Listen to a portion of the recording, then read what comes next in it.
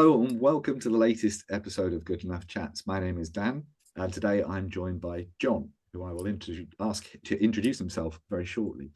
But before I do that, I just wanted to explain very briefly, for the benefit of people that haven't seen one of these chats before, how it's structured.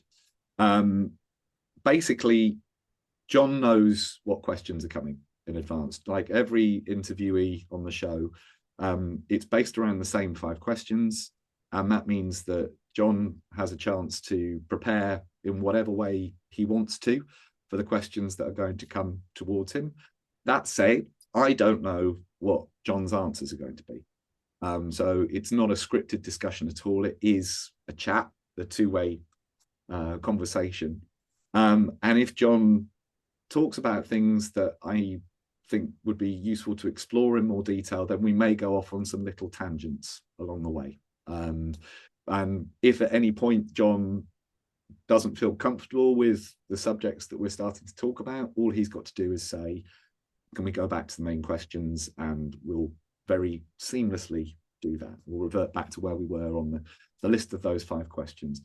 But for me, that's really important because it's very emotional. It can be very difficult talking about these issues, these challenges for some people. And I want to make sure that John, like every other guest, has total control and safety of the knowledge that they are going to be able to direct the conversation wherever they want to take it at the end of the day. So that's why it's structured like it is. And on that note, John, please, could you introduce yourself to our audience? Thanks, Dan. Hi, I'm John. I'm 54 years old. I'm currently not working and have no plans to do so in the immediate future. I've spent the vast majority of my adult life working, and I think it's fair to say I've struggled with my mental health since childhood. But it's been a long and evolving journey. Awesome, thank you. And we'll get into that very shortly. But let's jump into question number 1 then, John. You mentioned that you've had challenges throughout your life with your mental health. Why are you here today talking about those experiences? I think it's fair to say I spent most of the last 20 years of my professional life trying to use my life experience to help other people not to make some of the mistakes I've made in the past. I've had a fairly checkered history. The one thing I've learned, I think, through all of this and through my own evolving struggle with my mental health is that things like this are important. It's important to talk about it. And I think it's important to normalise talking about it. It's certainly something that's helped me.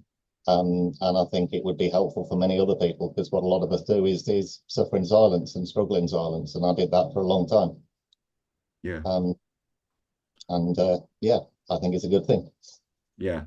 And men in particular, the stereotype, I think, is true, although I think we're seeing more examples of where it's being challenged, that men are less likely to speak about this stuff and to help themselves, I guess.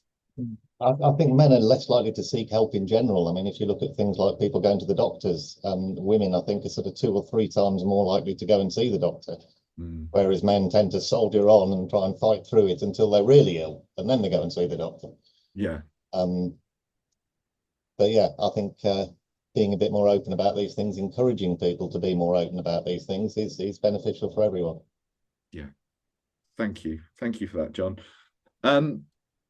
So before we go into kind of, I guess, the journey that you've been on, how's your last week been? It's been good, actually. As I say, at the moment, I'm not working, which is giving me lots of leisure time and space to do some learning and do some stuff that I enjoy doing. And it's part of, I think, still of my ongoing journey at the moment.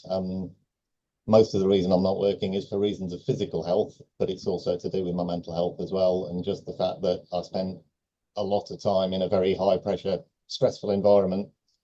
And I'm using the time to decompress, I guess. And what sort of, how do you decompress? Um, I'm a bit of a geek in many ways. I like motorsport. I like spending time on my computer. I like computer games. Um, and I have recently, after a few years without having any pets, rehomed a friend's cat who was in need. And I'm rediscovering the joy of having a pet again at home, which is lovely. Yeah, yeah. So we saw the cat making a guest appearance. I think Yes, having a good go at the sofa. So she may pop in and out occasionally. excellent, excellent. Um, okay, so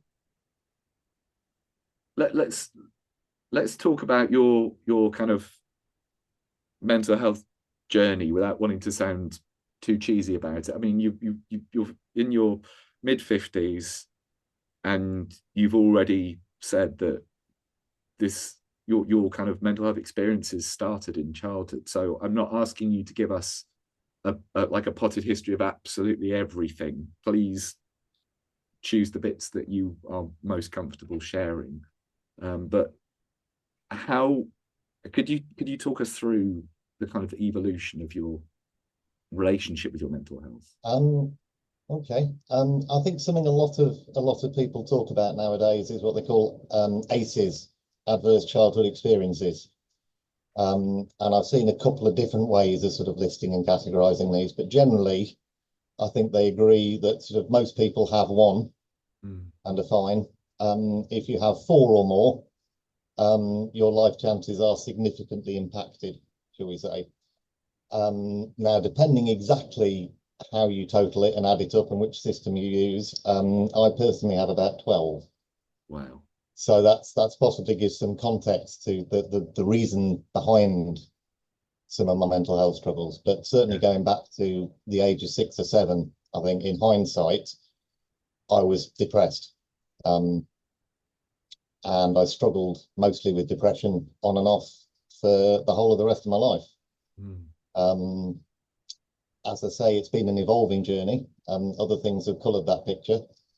And certainly more recently, I think I've gained a lot more understanding of some of the reasons behind all of this. In that I've had a diagnosis of CPTSD to do with my childhood, which I'm still waiting for some therapy for. And I've very recently been diagnosed as autistic. Um, and again, in my professional role, I thought I knew a lot about autism. I worked with quite a lot of young people on the spectrum. I've recently discovered I know very, very little, and the gains in understanding that have been made in the last decade or so, it's astonishing. And it's been a bit of a light bulb experience for me because it's answered a lot of questions and a lot of frustrations, I think, over the years. Mm. Um, but yeah, as I say, it's been a long battle. Yeah. Um, and it's been on and off as well. I mean, I think these things can go up and down. For most of the last 20 years, I've been pretty much fine as regards my mental health.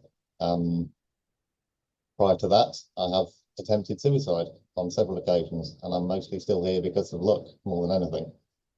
Um, but yeah, as I say, I think it's a learning process, or it has been for me. Mm. I don't want you to feel obliged to talk about anything that you don't feel comfortable talking about. But you've mentioned so many, sort of a dozen adverse childhood experiences. Um, are there any that you would be able to share with us that would be helpful, you think, for others to? Um, I think there's lots of stuff that cumulatively adds up, and that is part of the point of what they look at with adverse childhood experiences. Hmm. I think one of the biggest impacts for me is the fact that I never throughout my childhood had anyone I actually referred to as dad. My mum was divorced from my father by the time I was 1, remarried when I was 4, divorced again as I turned 9, Hmm. and then had a string of live-in boyfriends who were fairly physically abusive to myself and my siblings.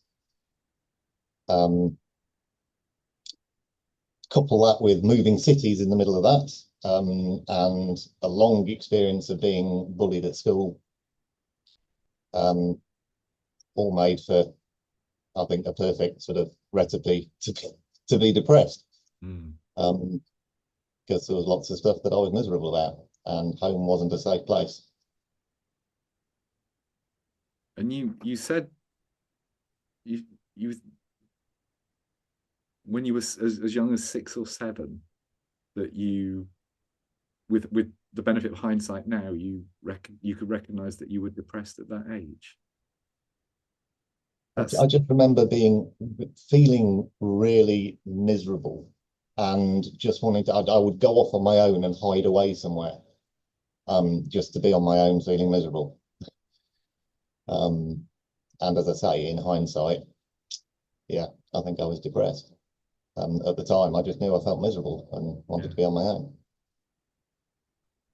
That's it's a heck of a burden to take on at that age, isn't it? To kind of and how does it feel recognizing that that's what state you were in at that young age? I think not just that. I think quite a lot of stuff recently, especially. I mean, I could say particularly my diagnosis of autism. Mm.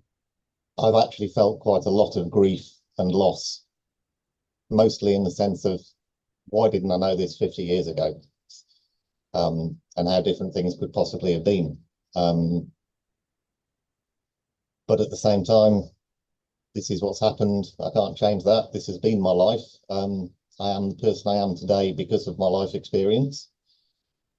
And I think in some ways you've got to go back to the old adage of what doesn't kill us makes us stronger.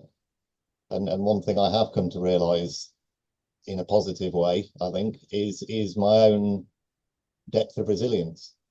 And the fact that I am still here is a positive thing. And as I say, I think life experiences are what shape you as a person. And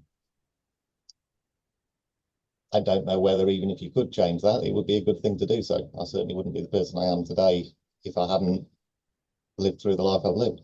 Mm. Your autism diagnosis, you said that was recent. How recent are we talking? Mid-September. Oh, So yeah, wow. very recent. Wow. Okay. I've had a sort of dawning suspicion for a long time, and didn't do anything about getting diagnosed because, as I say, I thought I knew lots about autism. I thought I knew maybe how it would impact me, and I don't need a diagnosis to tell me how to adjust. But then when I was diagnosed with CPTSD, I'm aware that a lot of symptoms of PTSD cross over with symptoms of autism. So there then became this big question in my mind of, am I actually autistic, or is it all just CPTSD? Is this all something I can do something about? Or is some of it actually because I'm autistic and therefore there's stuff in there that is hardwired and I probably can't change, but I can adapt and learn to cope with better? Yeah. So it became an important question for me. And I was not surprised, I suppose, to be diagnosed, but I was quite shocked at how conclusive the diagnosis was because it was very clear. Right. And as I say, that's particularly recently what's opened up a new understanding for me. So it's probably something I'm more inclined to talk about at the moment because it's been the most recent thing.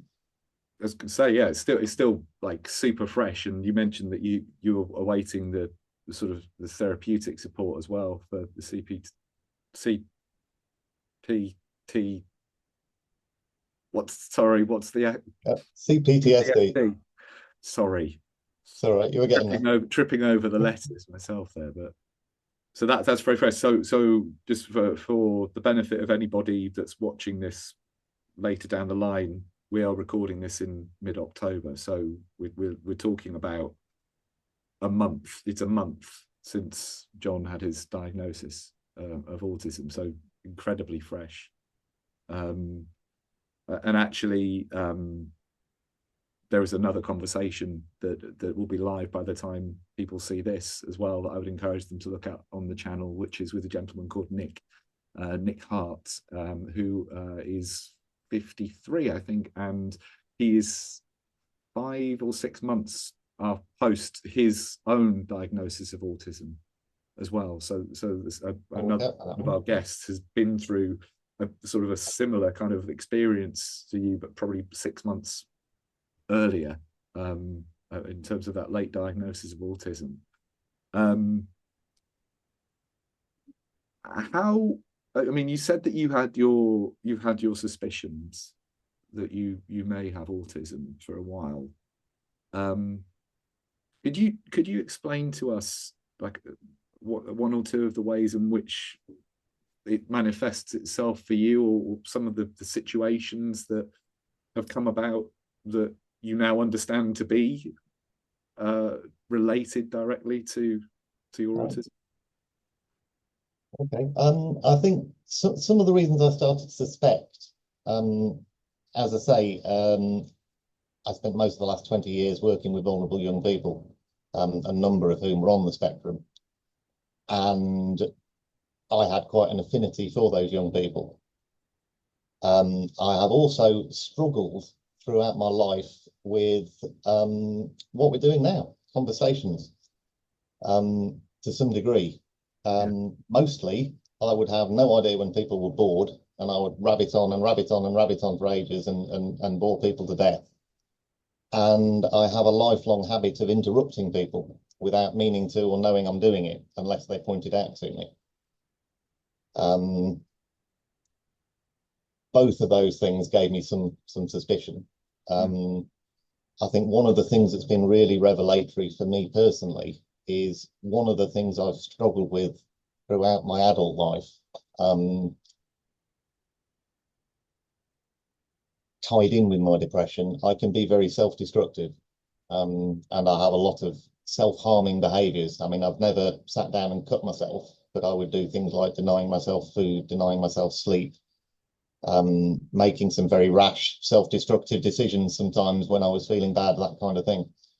And it transpires, I think, with my new understanding, that a lot of my struggles with things like eating and sleeping and things like that are not me intentionally denying myself these things or harming myself, so much as poor interoception. I'm not very good at listening to my body, and I just don't notice when I'm hungry a lot of the time. So it's not me deliberately not eating, it's me just not realizing when I need to eat, which has made me make some inroads, I think, into self-esteem and self-image, which have been a problem for me. Core, I think, to my depression throughout my life has been very low self-esteem, a lot of self-loathing, that kind of thing. So yeah, undermining that is good. What's that? As I mean, you've kind of very naturally led us into the next question, which is about those, what are those light bulb moments? And you've kind of, that's a really clear example of where knowing what the underlying cause is helps you to, I guess, become more aware. So I don't know how you would necessarily resolve that, but I would assume that kind of having diary reminders to make sure that you do eat at certain intervals would be... Yeah, there are ways and means to cope with it. And again, I think for me, understanding is a key thing. I've always sort of had a need to understand stuff. In the past, when I've been depressed, when my life hasn't been good, and there's been obvious reasons for me to be not very happy, I've dealt with that much better than at times when life has been great and I feel miserable and I'm like, why do I feel like this? Everything's okay. Yeah. And I've found that much harder to get a handle on historically. So I think having more understanding for me certainly helps me deal with issues or cope with issues as they arise much better. Yeah. And I think an important part of the learning process for me has been talking about stuff. It's something I didn't do for a long time. I was I think in my mid-20s by the time I actually saw any kind of medical help for depression, and just tried to cope with it on my own prior to that. So it had already been affecting you for 2 decades by that point. So yeah, I waited a long time to even start talking about it, and I found it very difficult. I had counselling at one point for nearly a year with a trainee counsellor, so it was free. And I knew what I wanted to talk about at the start of that year, and it took a year before I reached the point where I was ready to actually start talking about it. Yeah. But I have found over the years since then that the more I've talked about these things, A, it helps, and B, it gets easier. The stuff I've mentioned already today that would have had me in bits a decade ago. And I can talk about it. And I think there's been a few light bulb moments other than that. Yeah. I think being diagnosed with CPTSD was important for me as well, in that, again, it gave me a context and the sort of reason why, depression and various other symptoms have stemmed from that. So it's not just that I'm a depressive person, there's something wrong with me or anything like that.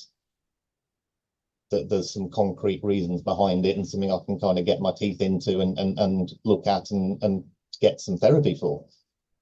And I think the other biggest one for me, I didn't come across the term coping strategy until I was in my early 30s. And just that concept and looking into that concept again, I found quite helpful because most of my coping strategies were maladaptive and self-harming. Yeah. So they didn't help in the long run at all. And they were coping strategies that weren't necessarily even like conscious choices. They were just the way that you responded to things, right? Yeah. So looking at that in a more conscious way, being aware of that as a concept and aware of the fact that you can respond differently and you can use different coping strategies rather than just whatever you've learned over time. And again, I think that's helped me a lot. My mental health has been much less of an issue for most of the last 20 years than it was for the previous 20. Can I ask, what was it that made you decide to speak to somebody about it in that first instance? So when you were in your mid-20s, was there a reason why at that point you did start to reach out to a I therapist? don't think there was a particular trigger. I think it was just a sort of cumulative overload of the fact that I'd been trying to cope with this on my own. Yeah. And it wasn't working. And I was spending more and more time feeling suicidal. So I did finally go to the doctor and say, I think I need some help. And the medical response was, here, have some tablets. Which I've never found particularly helpful, to be honest. Antidepressants don't seem to do a lot for me. I've tried several over the years. I found one that seems to help a bit. But again, I don't think my issues are to do with a chemical imbalance in my brain. I think my issues are to do with life experience. And talking therapy is much more appropriate for me. Yeah. Other people's experience may differ. I'm not knocking antidepressants at all, but I think they are the knee-jerk reaction of most GPs, and I don't think that's necessarily a good thing because people don't look at other approaches. Yeah. It's to my mind, and again, this is born out of my own experience. I always felt like it was going to be a yes and rather than a that'll fix it. Give me some of those, that'll sort it out. Yeah, I think they can help sort of stabilize your mood and stuff while you access other treatment, especially because most of these things, there are waiting lists, in many cases, quite long waiting lists. So anything that can hasten that process is probably good. But as you say, I think antidepressants can help in the meantime. But yeah, I think they're rarely a cure. John, I'm asking this without wanting you to talk about anything that you don't feel comfortable talking about.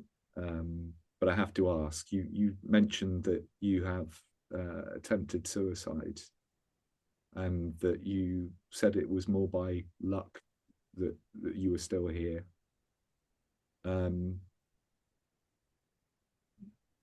Would you mind talking to us about what led you to that point? You mentioned previously just now that the cumulative effect of things in your mid-20s got to the point where you were considering suicide, and you went to seek help. What was that? What was the experience like when you got to that point where you attempted to take your life? I think again it was mostly the circumstances at the time. I had a whole big thing in my head about the year 2000 being the year I turned 30, which obviously was old. And I think I effectively had a bit of a midlife crisis when I turned 30. Around about that time, lots of stuff came together.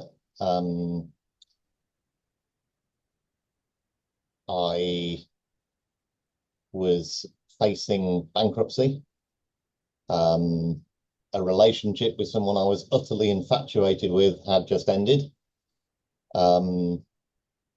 I was looking at all sorts of other financial issues in tandem with bankruptcy, and basically just felt like a complete failure as a human being. And I entered a very self-destructive downward spiral. And in all honesty, I think if I hadn't actually ended up in prison as a result of that, I would probably have ended up dead in a gutter. I had two sort of, I suppose you could say, if there is such a thing, half-hearted attempts. One of which I attempted an overdose, which I survived. The other one, I was actually going to leave my house and go and ride my motorbike into a concrete pillar or something at high speed. And my lovely dog at the time, bless him, he weighed the same as me. He was a big lad, Rottweiler cross. And he wouldn't let me out of the house. He literally planted himself in front of my front door and wouldn't let me leave the house. So there we go. That was Christmas Eve. And the third and probably most serious attempt, I would say, was actually after I was in prison. While I was still on remand, didn't know what sentence I was looking at. My head was a mess, and I tried to hang myself. And it was actually my cellmate woke up and summoned the guards, and I was cut down, having actually passed out at that point. I think my recollection is a bit hazy. So yeah, it was just pure desperation. I can't deal with this anymore, and it seemed like the only way out at the time. And it was, the only way to make the pain I was feeling stop. And I think that's probably the case for most people who reach that point. It isn't a case necessarily of wanting to end your life. I think it's a case of wanting to end the pain you're feeling, and you can't see any other way at the time of ending it. There's been some interesting research on some of this, and that once you reach that point, people are no longer thinking logically, and appeals to logic and reason are generally useless because you're appealing to the wrong thing.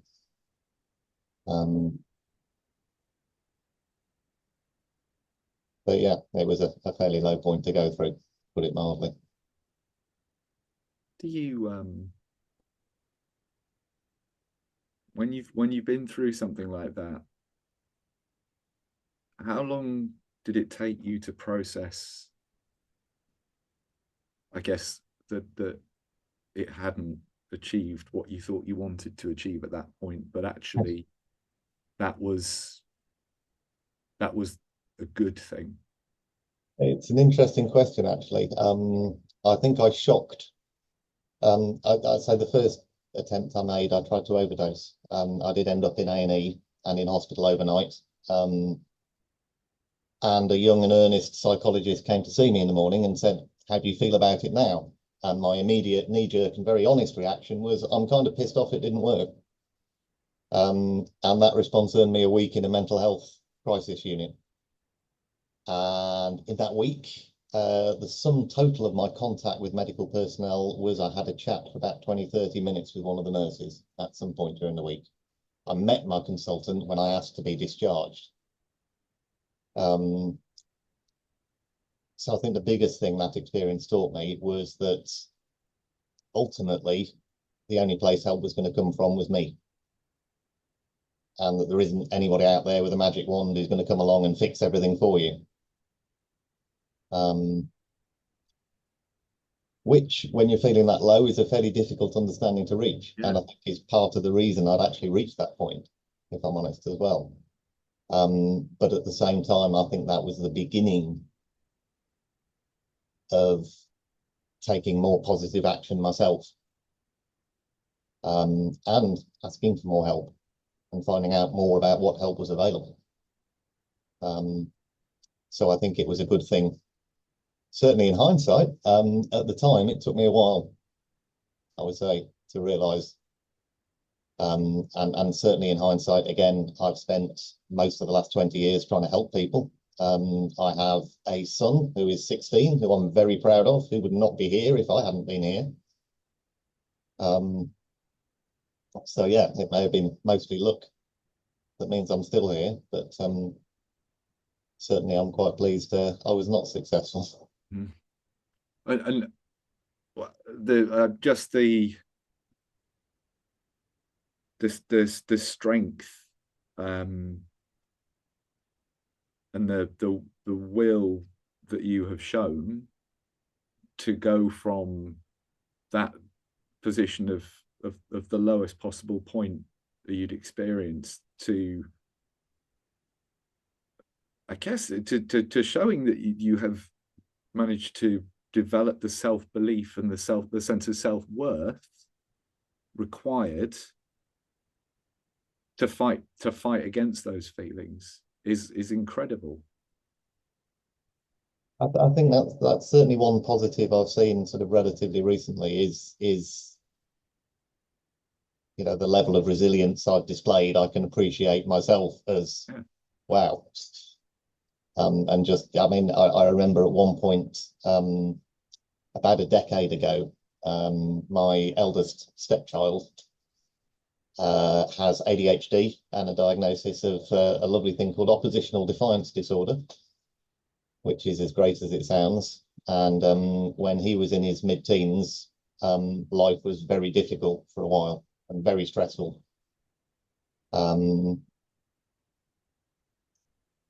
And I was quite surprised, I think, to sort of come out the other end of that particular journey and still kind of be sane.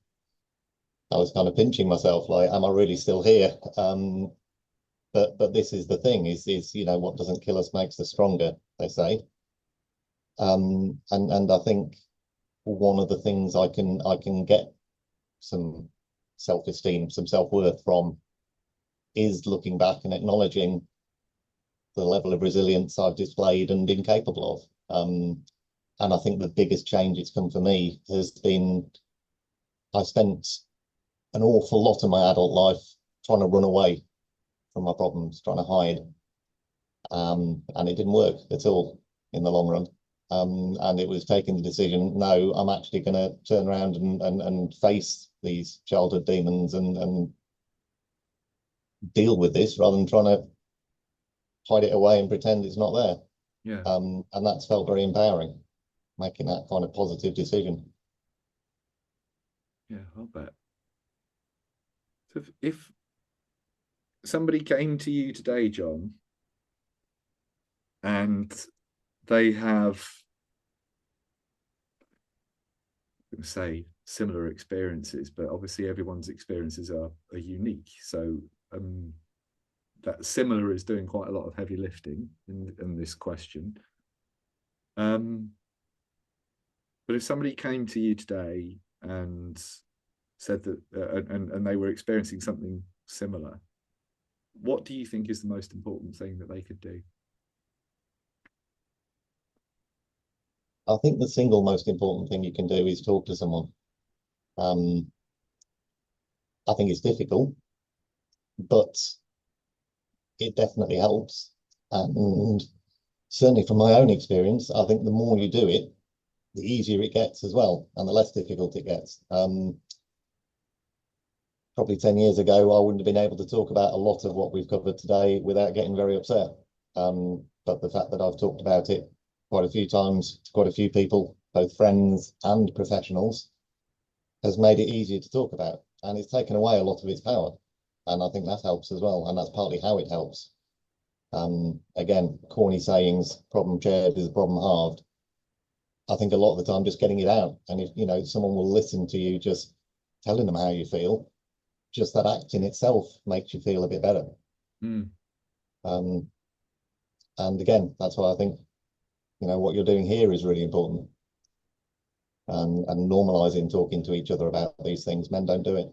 And as I say, I spent a large part of my youth not talking to anyone about it and just trying to wrestle with this on my own. And it didn't really get me anywhere. Mm. And it is cathartic, isn't it? It's Yeah. like when there's a sneak behind the curtain for the benefit of the viewers here, but after this is finished recording, we'll stop the recording, and then John and I will carry on talking, because I want to check in, make sure he's okay after, you know, the very heavy stuff that's been talked about today. And I do that with everybody that comes onto the show. And one of the things that pretty much all people say in that moment is it felt good to talk about it. And then some people say they feel a bit guilty that it felt good to talk about it. And I think it's kind of it's an important function of these discussions, is it's got to help you as the person that's sharing their story to tell that story. And there's no guilt that you should feel for that whatsoever. I think for me, that's something I've tried to turn into a positive. A lot of the reason I think I spent most of the last 20 years working with vulnerable young people was partly a desire to kind of give back a bit, because I felt I'd taken from society a fair amount, and I felt quite guilty about the events that led to me spending time in prison. But also it was a case of, well, I've been through all of these experiences and they sucked. But if I can help somebody else learn from the benefit of that experience, not to make the same kind of mistakes I made, or not to do some of the stuff I did that didn't help me at all, then something positive has come from that. Yeah. And for me, I think that's part of the motivation is you know, well, I'm talking about difficult stuff and things that weren't good at all and I didn't enjoy at the time, but if that can help somebody else not go to that place, then something good has come from that. Yeah, well, absolutely, absolutely. And you know, it's a mantra that is often iterated on this show is the point of this is if it helps one person, if one person sees this and realizes that there are more positive things that they could be doing to help themselves, or that there's somebody that they know that is close to them that sounds like they're going through something similar, and they can point them to this and it helps them. That's it. That's, you know, each episode helps one person in one little way. That's job done. As far as this is concerned. Yeah. Well, I mean, that's the other sad fact behind my participation, is that I have also personally known 3 young men who have taken their own lives. And I've seen what that puts their family and friends through. And again, I've regretted. Whether there was something I could have done, a difference I could have made in hindsight, who knows? But yeah, I've seen the effects of it as well. There's a gap. This is systematic gap in the kind of the mental health support infrastructure that I think, where you have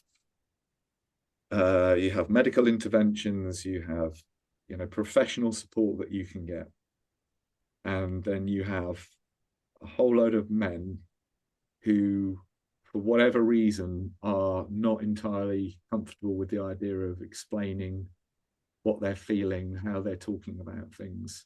And if you can show blokes that actually talking about this stuff, before it gets to the point where you are really ill, might stop you from getting there at all.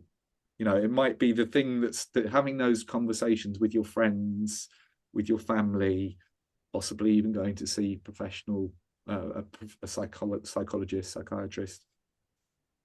If you can start to do that before it becomes critical, you are saving yourself a whole load of pain down the line. That's not to say that it will solve everything for everyone all the time, but there's a big old chunk of people that if they felt they were able to talk about this stuff, it could stop a whole load of other things happening further down the line. Means they don't need to go down that route at all. And that's in a small way, that's the space that these chats are trying to kind of play in, because we're not experts. I mean, you've got incredible lived experiences of mental health, and your willingness to share that and to talk so openly as you have done today. And I have absolutely no doubt that you talk with the same openness when you throughout your career over the last couple of decades. Your willingness to do that and to share that is going to help so many other people to realize that they're not isolated, they're not on their own, it's not just happening to them. I hope so. Because again, I think that's an important understanding as well. I think many people feel very alone and feel that they're the only person having these issues, and that's why we don't talk about it. Yeah. And I think again, once people start talking about it, it's astonishing and surprising to realize that most other people have many of the same feelings some of the time. Yeah. And that, you're not alone very much, and that many of us go through this. And particularly, I think, sort of realizations, for example, that people you admire have gone through similar issues. Just normalizing the whole fact that people have these struggles. Modern life is intense and stressful and highly pressured, and it's difficult to cope for anybody, I think. And you look at the statistics, the sort of number of people who will suffer from depression at some point during their life. It's a massive fraction of the population. Yeah. So, this isn't unusual. People aren't alone with it. People just need to realize that and reach out. Yeah, this is normal. Yeah. Normal, for want of a better phrase. But people feeling helpless, isolated, anxious, stressed, all these are normal feelings. And the problem stems from when those normal feelings, those normal emotions aren't being dealt with. It's when they're kind of allowed to go on for too long, or they're allowed to go too deep without that person speaking or getting help. I was very much born of an age where, again, boys don't cry, stiff upper lip, suck it up, buttercup, all of that attitude, particularly as a young man, makes you feel that you can't speak to other people. It'd be unmanly somehow. It'd make you weak. And I think it takes a huge amount of strength to begin having those conversations. But it's really important that we do. Yeah, I could not agree more. John, thank you so much for being so open and honest in this chat. I don't think I can overstate it. It is going to help other people. You and I may never meet them. We may never know, but just putting this out there, I know is going to help someone somewhere to I certainly hope so. To feel like there are more positive things that they can do to help themselves. And for that, I'm incredibly grateful. If somebody has seen this chat and they'd like to contact you directly, is that okay? Yeah, I mean, I guess if they feel it might be helpful for them, I'm quite happy to do that. Thank you. In that case, what I'll do is I'll tag you in the posts on LinkedIn, but I'll also put a URL to your LinkedIn profile in the description on YouTube as well. So if anybody has seen this and would like to reach out to John, you'll be able to find his contact details in a couple of different places that way. Thank you, John. Thank you so much. Massively appreciate you taking the time to do this today. All that remains for me to say to our audience is thank you also for coming along on this journey with us, and for your ongoing support and helping to share these chats far and wide as well. So if you're seeing this on social media, if you can comment, share it with people that you think might want to see it, might find it useful, subscribe, like all of the social button things that happen across the internet. If you can do that, that helps us to kind of eke these conversations out a little bit further to reach a few more people each time, which is going to be invaluable in the long run. We will be back again very shortly with another episode of Good Enough Chats. But in the meantime, take care of yourselves, and we'll see you again soon. Thank you.